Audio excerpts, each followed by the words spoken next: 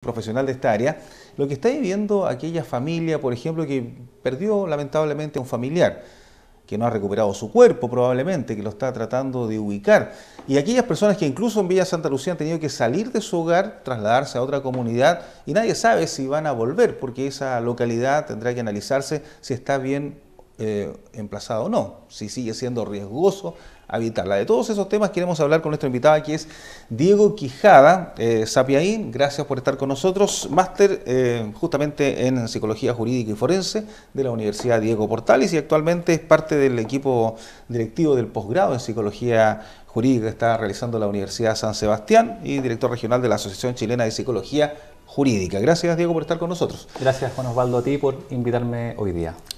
Desde la perspectiva justamente de las personas, ¿a qué se están enfrentando estas familias que están enfrentándose probablemente en estos días y en los días siguientes, luego de haber pasado esta tragedia, además de una comunidad pequeña de menos de 300 habitantes, donde probablemente todos se conocen, todos tienen algún tipo de relación más allá de la laboral o de la societaria, como tenemos acá en las ciudades más grandes?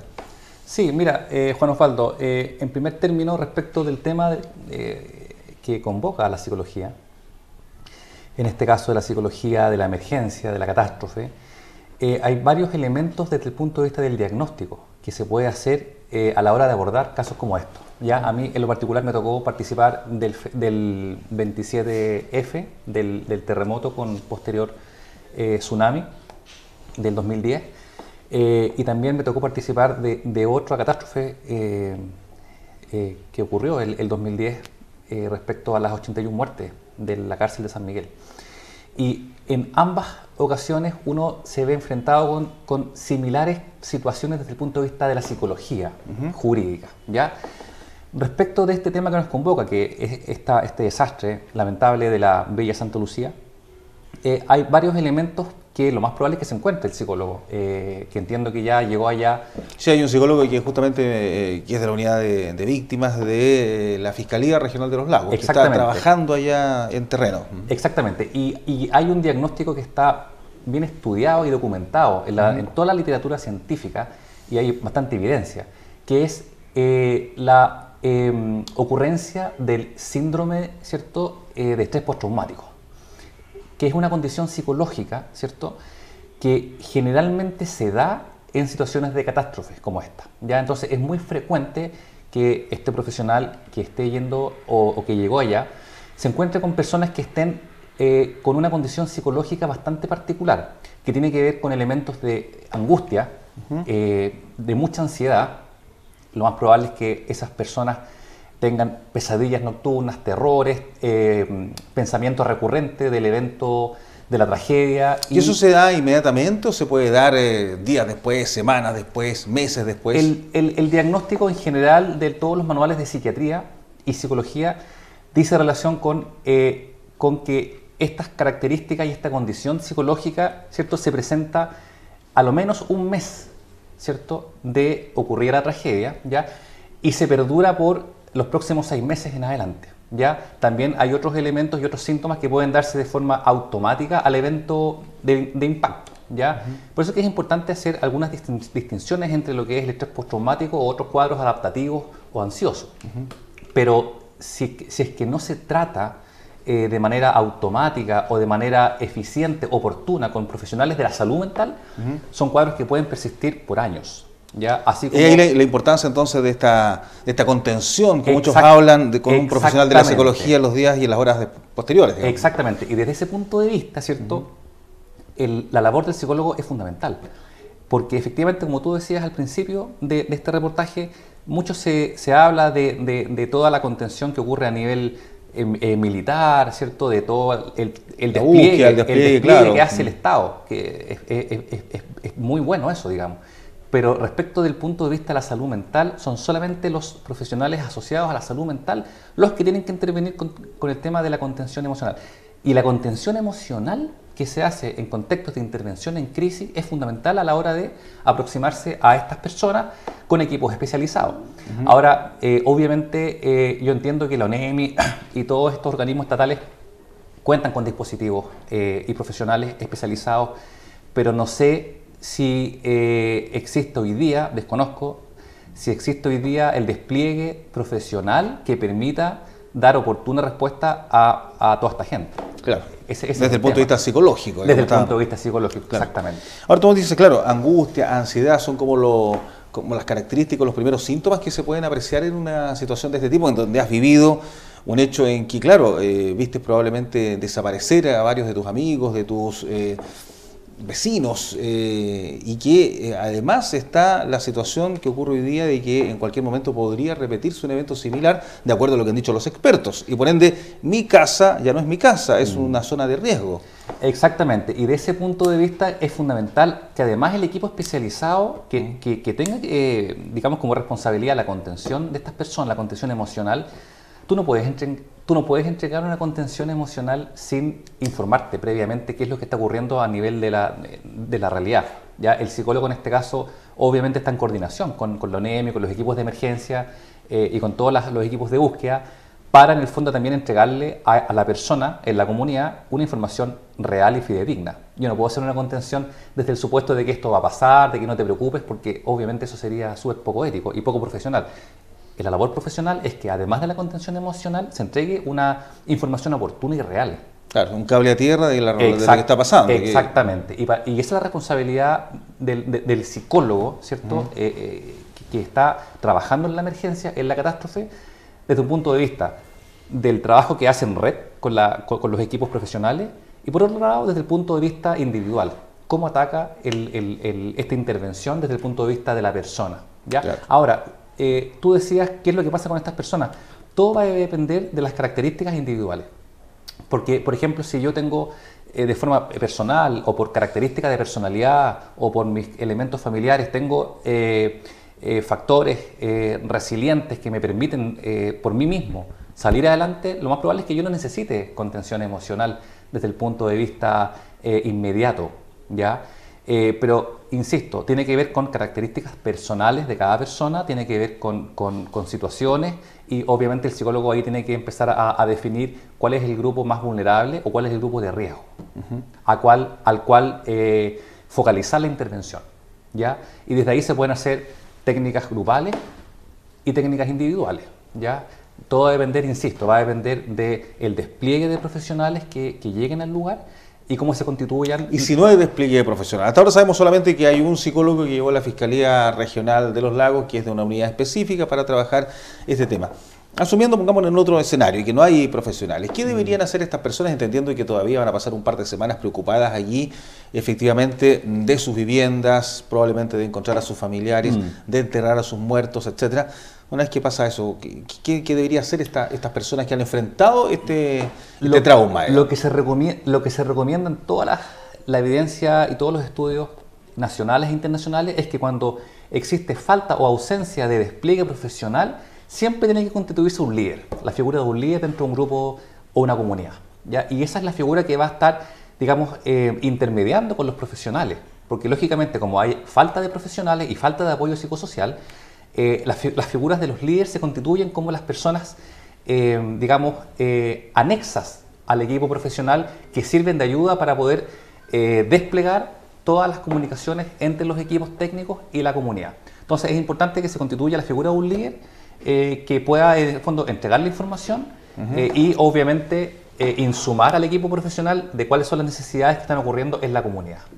Ahora, el 2008 acá pasó un fenómeno bien particular en Chaitén, particular probablemente visto desde afuera, muy normal visto desde la gente que vive desde Puerto Montt al sur, donde hay un arraigo por la tierra muy importante desde la zona de la Patagonia. Cuando ocurrió la erupción del Chaitén, se evacuó prácticamente completa la ciudad, 5.000 personas. Hubo un grupo de 200 que no quiso irse, y otros tantos volvieron pese al riesgo después y a las recomendaciones de las autoridades. Ese desarraigo, para algunos incluso ellos lo llamaban una especie de autoexilio, no lo querían vivir.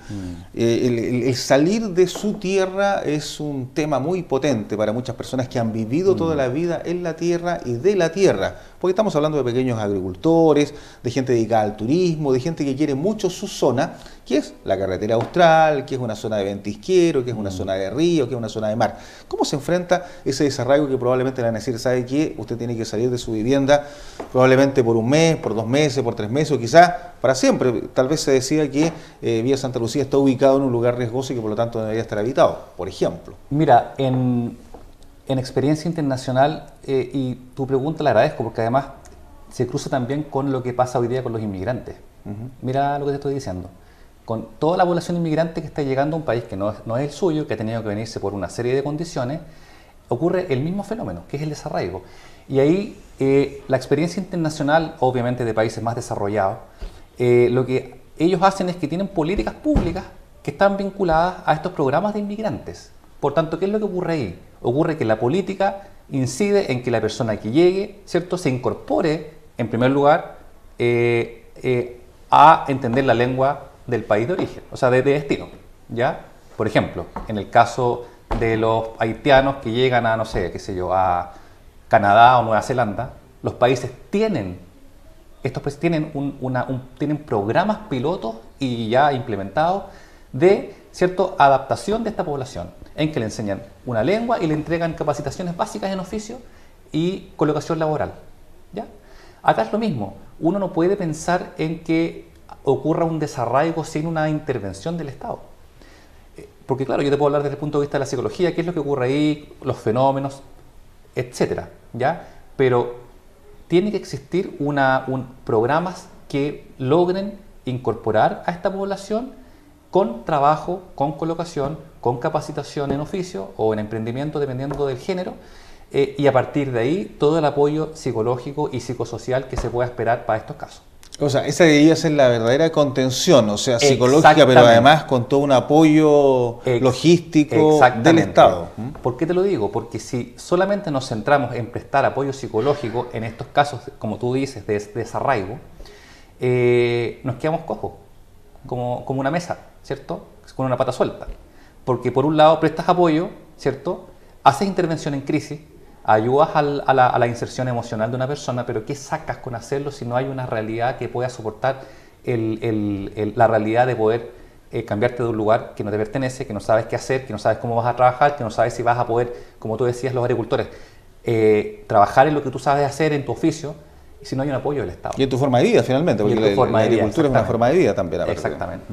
Entonces, como te digo, está muy acompañado, efectivamente, el soporte del dispositivo psicosocial, pero también de un sentido de realidad, de un cable a tierra, que en el fondo también están las condiciones para. Y esa condición para tiene que darle al Estado.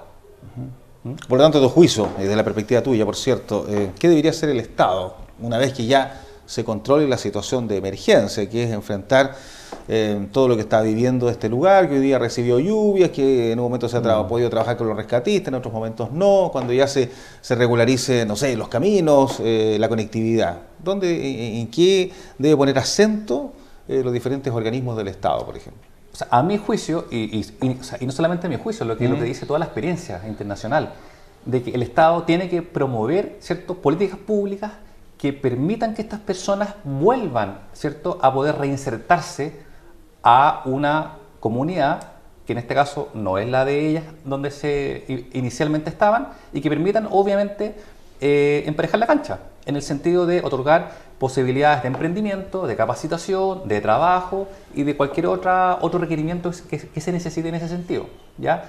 Experiencia tenemos harta. Como te dije, en Nueva Zelanda, en Australia, en Canadá, hay hermosos planes y programas que han hecho que los inmigrantes se sientan más cómodos, claro, ¿ya? A través del aprendizaje de la lengua, en algunos casos con la colocación laboral en trabajos que además permitan, ¿cierto?, subsistir, obviamente de forma autónoma, y por otro lado, que permitan integrarse a la comunidad. En Chile hemos avanzado bastante para enfrentar las emergencias desde el punto de vista de lo que significa justamente los organismos de emergencia, pero nos falta probablemente esta otra pata, ¿no? El tema psicológico, cómo se actúa en términos de profesionales de la psicología frente a una catástrofe, porque nosotros pasamos de catástrofe en catástrofe. Esa misma localidad, la comuna de Chaitén, en realidad en 2008 tuvo una erupción volcánica, salió todo el pueblo, prácticamente 5.000 habitantes. Ahora, 75 kilómetros más al sur, otra comunidad que también pertenece a Chaitén, ahora sufre una aluvión que se lleva prácticamente la mitad de esa localidad. poco más al norte, acá mismo tuvimos el año 2015 la erupción del volcán Calbuco, 2 años antes había habido en Osorno otra erupción, 2010 terremoto en todo el país, año anterior terremoto al sur de Chiloé. Es decir, nosotros nos pasamos de catástrofe en catástrofe y creo que tenemos una capacidad de resiliencia importante como país, como sociedad. Pero ¿qué nos falta en términos de este apoyo probablemente? Porque todas las personas no actúan igual, no todas las personas enfrentan una emergencia de la misma manera, digamos. Bueno, la experiencia lo tuvimos en 2010, fue uno de los terremotos más grandes de la historia, que se tenga registro, ocurrió acá en Chile. Y ahí ocurrió lo mismo, en el fondo, ante la ausencia de profesionales, psicólogos, que pudiesen dar abasto a la contención emocional de todas estas personas, lo que se hizo, y de lo cual yo fui parte, es que las universidades tuvieron que hacer un llamado a psicólogos titulados que pudiesen ayudar en esta, digamos, contención. Y lo que se hizo ahí es que efectivamente, claro, el Estado respondió ante el requerimiento, otorgó el presupuesto vinculado a lo que son los traslados, obviamente todos los gastos asociados a que estas personas concurran al lugar de los hechos, pero como tú bien dices, fue como un parche. Insisto, ¿Hay falta una política pública? Una política pública que permita que, por ejemplo, estoy dando un juicio que yo creo que puede ser una idea, que, por ejemplo, el mismo Ministerio del Interior, ¿cierto? O la ONEMI cuente con un presupuesto de equipos de emergencia, de dispositivos psicosociales vinculados a la emergencia y catástrofe, ¿ya? Ahora, lógicamente, eso no significa de que estos profesionales tengan que solamente salir ante las catástrofes. También tiene que ver con que ellos se hagan cargo de un plan estratégico de trabajo que permita, por ejemplo, detectar necesidades, ¿cierto? Trabajar con la comunidad y cuando estas cosas ocurran, mitigar síntomas asociados a todo lo que tiene que ver con estos hechos lamentables. Diego, volvamos al comienzo. Bueno. Finalmente, ya en lo clínico, estas personas que están sufriendo pesadillas o que van a sufrir ansiedad o angustia, ¿qué deben hacer? Bueno, yo entiendo que en esta villa, ¿cierto? Que está, ¿cierto? Por todo este lado de Chaitén, Futelufú, yo no sé si existe, por ejemplo, hoy día un consultorio. No, la única posta no está habilitada y ellos viven de comunidades bastante más pequeñas que dependían de Chaitén, que es la capital provincial. La verdad es que hoy día no tienen ni siquiera acceso por tierra a Chaitén, las localidades más cercanas están hacia el sur, hacia más a la región de Aysén.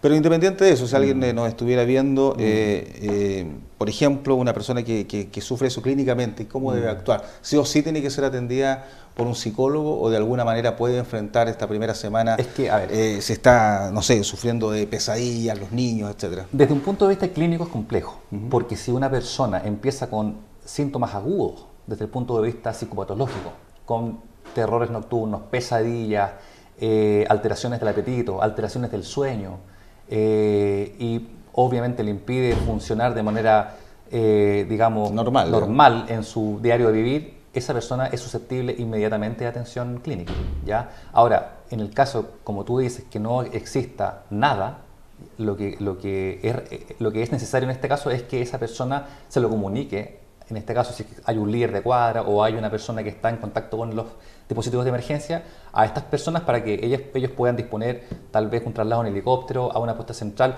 o algún hospital regional, porque esa persona específicamente va a requerir, desde un punto de vista clínico, una contención farmacológica, desde la emergencia farmacológica y lógicamente la contención psicoterapéutica, ¿ya?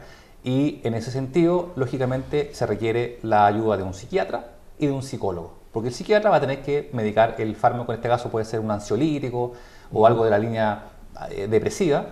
Y por otro lado, el psicólogo, todo lo que es la contención terapéutica. Pero eso, si tú me dices que no tenemos estos dispositivos hoy día. En una primera etapa, claro, por eso te digo, los psicólogos el psicólogo que llegaba ya es justamente de la fiscalía, pero ahí yo creo que él está observando justamente una comunidad que no es tan extensa tampoco. Estamos hablando de un grupo acotado de personas y de gente que además, muchos dicen, están por su vida diaria acostumbrados a enfrentar la naturaleza. Ellos para abrir un bosque, probablemente sus antepasados tuvieron que luchar contra la naturaleza, ellos mismos luchan contra un clima que es bastante complejo, adverso, etcétera. Entonces tienen una capacidad de enfrentar situaciones, pero evidentemente cuando hay un familiar involucrado, cuando hay una familia que puede estar desarraigada o que ha tenido un familiar fallecido, desaparecido, la situación evidentemente que cambia. Por eso quisimos conversar contigo para tener un cuadro un poco mayor de lo que es la realidad desde el punto de vista psicológico. Sí. Bien, pues Diego, te agradezco que hayas estado con nosotros. Muchas gracias. Hasta una próxima oportunidad. Adiós. Diego Quijada, le decíamos psicólogo de profesión, máster en también Psicología Jurídica y Forense de la Universidad Diego Portales y actualmente también es director regional de la Asociación Chilena de Psicología Jurídica acá en la región de Los Lagos y, por cierto, parte del equipo también de un posgrado en Psicología Jurídica que se está haciendo en la Universidad San Sebastián. Junto a Diego nosotros nos despedimos, agradecidos por cierto de la sintonía con la televisión regional y con Vértice TV en lo particular. Hasta pronto y síganos en nuestras redes sociales y en nuestras plataformas de internet. Hasta pronto.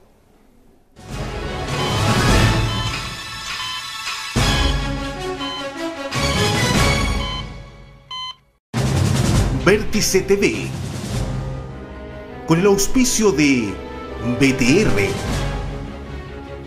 Universidad Austral de Chile, sede Puerto Montt, presentaron El Pulso de la Noticia.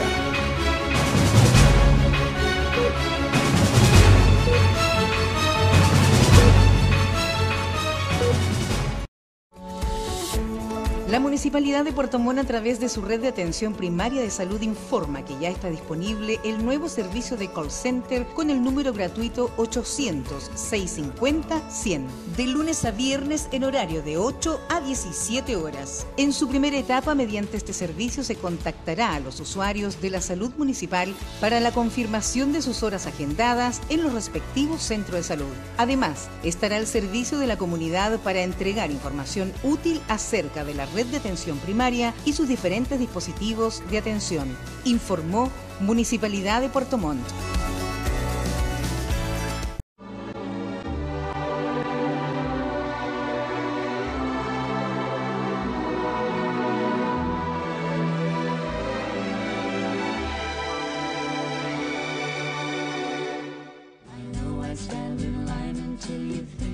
¿Cómo no lo vas a querer?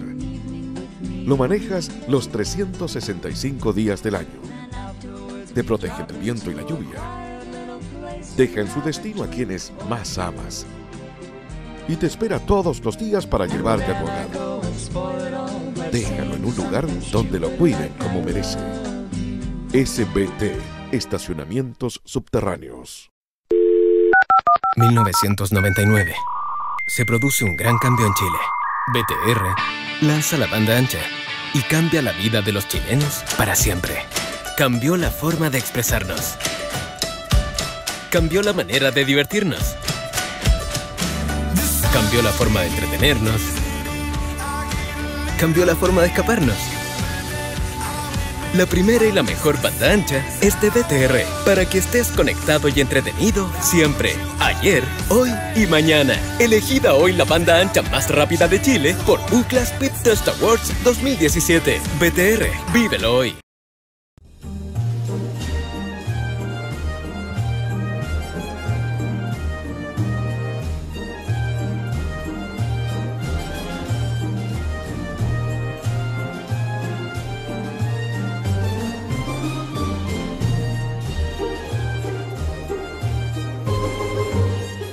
Vértice TV les desea una feliz Navidad.